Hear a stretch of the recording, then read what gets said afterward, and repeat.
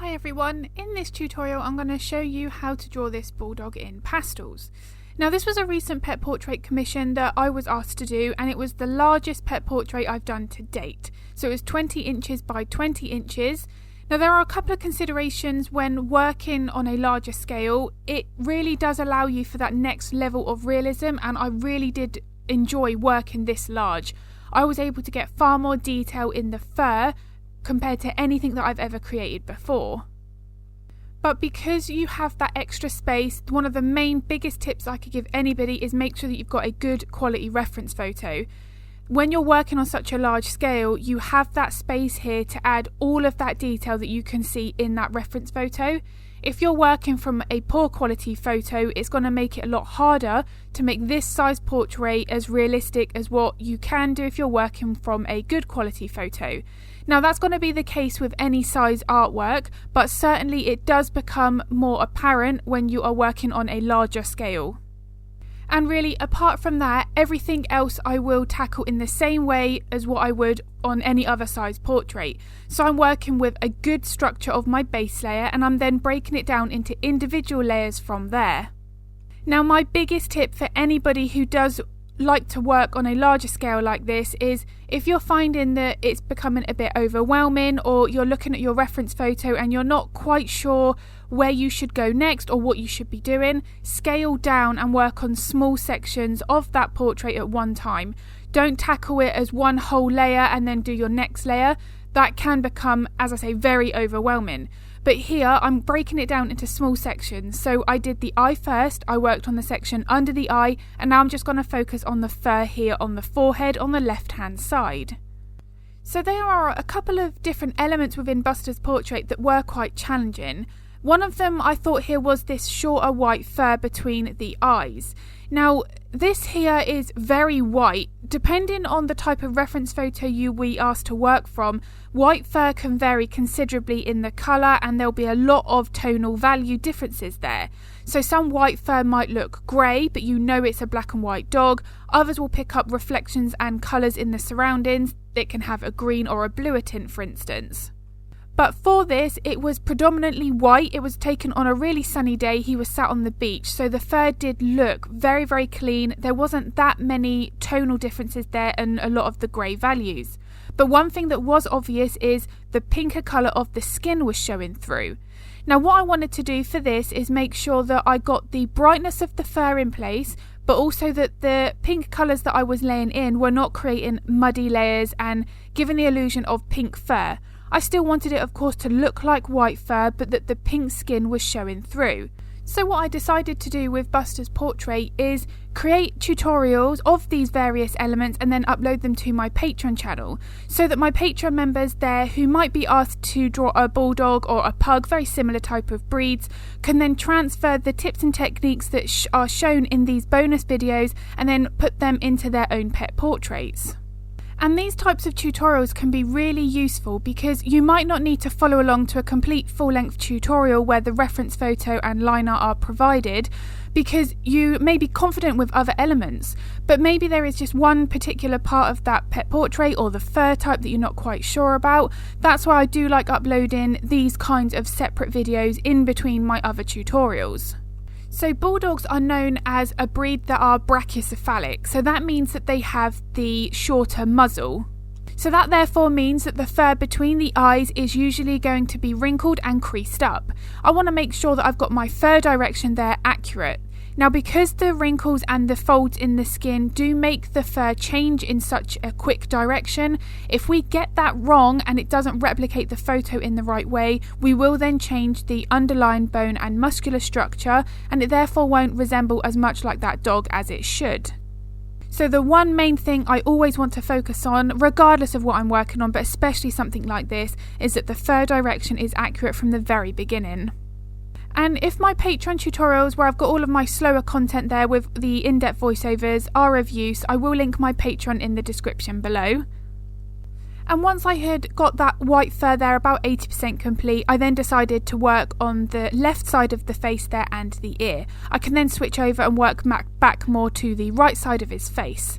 but you'll notice that now I'm resting my hand over the top of some of the parts of the portrait. I must make sure that I've got that sheet of the semi-translucent paper under my hand at all times. So that paper is called glassine. It's archival and acid free, so it means it's not going to affect your artwork at all. But what it does mean is I'm not going to smudge my pastel work, and I'm not going to let any of the oils of my skin be transferred to the paper. So the first in the series of Buster's portraits for the tutorials on Patreon, as I say, were his eyes. I wanted to make sure that I got the shape of the eyes accurate, like with any portrait, but here I wanted to make sure that I had that lower eyelid in place. Bulldogs, pugs, these kinds of breeds do often have the pink part of the lower eyelid showing, so it's really important to make sure that you get that right. I want to make sure that my contrast is correct. That's what's going to really have the biggest impact here with the lower eyelid and the eye, but also that I'm incorporating the colours that are needed. Quite often you're going to have to use pinks, purples and also some blues. And one of the main elements in that tutorial that I speak about is how to avoid muddying up of the colours. This is something that can happen quite easily with pastels, especially when you've got a lighter area that's up close to a dark area. And here is a prime example. You can see now that that lower eyelid really does stand out. It's very punchy, and that's because now the areas around it are really dark. I've got my contrast exactly where it needs to be. So for the base layers of Buster's portrait, I did use my PanPastels. It worked really well for this because they've got such a beautiful colour saturation. Because the photograph was taken, as I say, on a sunny day, all the tan colours, those burnt sienna and yellow ochre colours within the fur were really quite strong. And the PanPastels are great for that. They also blend beautifully, and you saw there that the base layer that I created was really nice and smooth. Now, one thing that's really important when you are using PanPastels for your base layers is that you don't put too much of pigment down on your very first layer.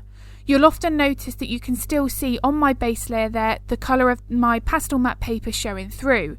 When you've got your transfer lines and you're putting your PanPastel base layer over the top, a good indication and a rule to follow is you should still be able to see the transfer lines through that very first layer. If you can, that's a good indication that you haven't filled the tooth of the paper. If you do fill the tooth of the paper, you'll know, because when you come to add your pencil details on top, it will almost feel like your pencil's gliding over the surface and that none of the pigment is able to catch to the tooth of the paper. In those instances, if you haven't finished with your artwork, a workable fixative can sometimes be the best option, because unfortunately if you have filled the tooth of the paper and you haven't got the right amount of detail there that you're wanting to create, in some cases the only other option is to start the portrait again. However, if you haven't finished, a workable fixative can have its place. Just bear in mind that they may change the colour and the tonal values of your artwork. Now, as I say, because it wouldn't be finished and you're using it more as a workable fixative, you're going to be applying later and more layers on top. That's really not going to be much of an issue because you can then adjust your colour with your future layers. A common mistake that's often come across when you are working with PanPastels is you want to get that layer down so that you can just get it really as punchy as you need, your darks as dark as they should be and your brights as bright as they should be at the very first stage. The problem with doing that is you will flood the tooth of the paper with the PanPastel. They're beautiful to work with and I really do like them, but because of how soft the pigment is, it's very easy to get a bit carried away and then put too much of that pastel on the surface. I always recommend that when you are mixing your PanPastels to use a separate bit, just normal cartridge paper that you would use for your printer, and use that to mix your colours with your soft tools or your makeup sponges, whatever your preference is, and then apply that pigment to your pastel paper. By doing that, you're going to be wiping off any excess, but also not only that, mixing the right colour. That is going to allow you to then be a bit more confident with directly applying that PanPastel colour to your Pastelmat paper. Because if you're picking up the pigment with your soft tools and you're applying it directly to your pastel paper and you realise you haven't got the right colour and then you need to add more colour back in to get it more for what you're after, that is then going to carry on filling the tooth of the paper. So by mixing it on something separate, like a smooth normal printer paper, you're not going to damage your sponges. You're not also going to waste much of the pigment either. The PanPastel goes an awful long way. And most of that pigment, because it's on a smooth paper, will remain within the sponge itself. So it is one of those important processes, and certainly for me a must-have for when I'm using my PanPastels. So now I've got more of the right hand side of the face in here, you can really see how important the contrast plays on getting the realistic artwork. Here, because my darks are really dark and my highlights are really bright, it's really aided in that 3D shape of his face. I've got a couple of videos here on YouTube, which both of them I'll link in the description below. One is tips for drawing realistic fur, and the other is my top tips for drawing black fur. Both of those I do show you the difference with a side-by-side comparison on what having poor contrast versus good contrast can do to a portrait. And light source and the direction of that light source is really crucial. When you've got any reference photo, to start with, before you put any pencil to the paper, zoom out of that reference photo and really try and understand where that light source is coming from. Why are your highlights in one of those positions compared to the other? I like doing that in my own artwork so that I can then a lot easier sort of follow that reference photo without really having to think about it. If I know that the light source is coming to the left hand side and that's why the left hand part of the nose is brighter, it's a lot easier for your brain to then process what it's seeing. Whereas sometimes we have a tendency to get a little bit too fixated on the actual drawing and not paying as much attention to the reference photo. We then start maybe putting highlights all over the place rather than in the specific places that they should be. And what will happen is, by adding highlights where there isn't any in the reference photo and the same with the shadows, you will then be adjusting that light source. That will then ultimately change the feel of the portrait when it's finished. So light source is really important, contrast is really important. I focus on both of those things far more than the exact colour. Now, of course, I want to go with close in terms of the colour, and that's something that I speak a lot about in the Patreon tutorials because it's something that can really stress us out as artists. But one thing that's really important to remember is, let's say the cloud had gone over the sun on this particular day and 10 minutes later a different photograph was taken. The fur here would be slightly different in colour. It wouldn't be as bright and the colour saturation wouldn't be what it is here. So the contrast would still be good though, that's what you want to be capturing. But the colour of the fur will change depending on where that reference photo was taken, the surroundings, was a flash used, was it taken indoors? There are so many different things that will impact the colour of that dog's fur. You can be given 5 to 10 different photographs of the same dog and the fur colour would look different in every single one of them. It's the contrast that will make that portrait more realistic. The colour could potentially be slightly off, but it would still look like that dog. So the next tutorial in Buster's series will be the nose and the muzzle. The reason being, this is one of the most complex part of the portrait, I think, because the fur is very short, you need to get the texture and you also need to get the 3D shape of the nose. With certain breeds like the Bulldog here, the nose sometimes almost looks like it's a bit sunken in the face and then you've got the muzzle around it. It's what makes the breed more distinctive. So I have to make sure that my lights and my darks are accurate, that I'm layering my pastels in the right way to capture this 3D effect and shape of the mouth. So as I've mentioned, this is the next video that will be uploaded in the series and I'm going to try and get that uploaded for next week.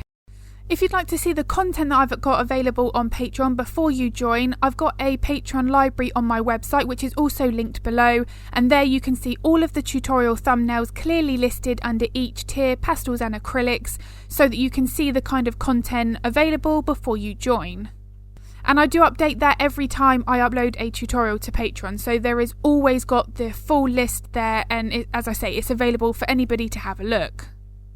So the one thing that I had to make sure I got accurate from the beginning is that the folds of skin and the contrast within those areas. It's that having my shadows in the right place and my highlights in the right place that are going to really influence the shape of the nose, especially these bulges of skin here between the eyes and the nose itself. These are very distinctive to the Bulldog and the Pug, so I had to make sure that I got these right. Now, one of the biggest tips for any part of the muzzle, regardless of the breed that you're working on, is usually for shorter coated breeds like this, the fur on the muzzle area will be significantly shorter than the fur on the face. So you want to make sure that you are then shortening your pencil strokes in this area to make sure that the fur strokes are different and varied. You don't want this fur on the muzzle, and particularly here between the eyes where you've got the little crease here at the top.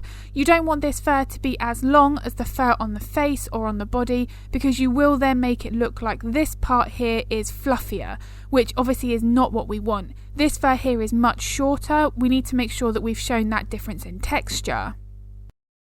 So this is another part here where I've had to make sure that I've got that pink section where the skin is showing through and then overlapping the white fur on top. You'll also notice that because this fur here is very short, that I have had to make sure that my base layers are nice and well blended. They're really soft. So now that I've got more of the muzzle area in, you can really see how the contrasts are so important, and I speak about it so much in all the tutorials because it really is one of the most important things that's going to make your artwork that much more realistic. If you now look at the nose, now that we've got both sides of the muzzle in, it does really look like it's set down slightly in within the structure, and that the creases and the skin around it are at a higher level. That's got nothing to do with the colours that I've used. It's all in my contrast and my darks and my highlights.